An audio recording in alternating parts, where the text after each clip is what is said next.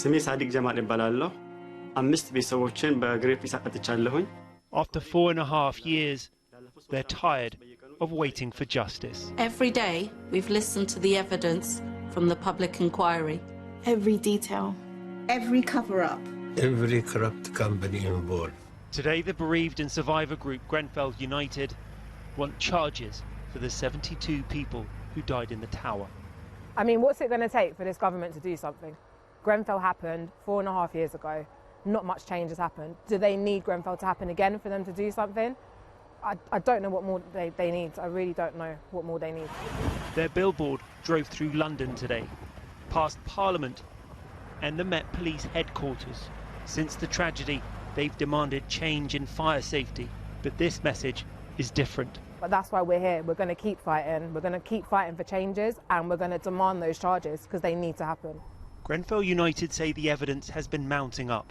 Only last week the government was accused of a cover-up at the inquiry, that ministers knew the dangers of flammable cladding for decades, as far back as the Summerland fire from 1973. We've been dignified, we've been patient, and we're constantly having to hear this damning evidence that is coming out. There's people who are still working for these companies who were responsible for the fire, responsible for us losing our loved ones, and, you know, nothing's happened to them.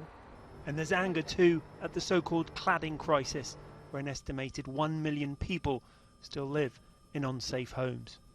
If some of the people who died in the tower were alive today and they saw how little has changed, how do you think they would feel? I'm going to get emotional now.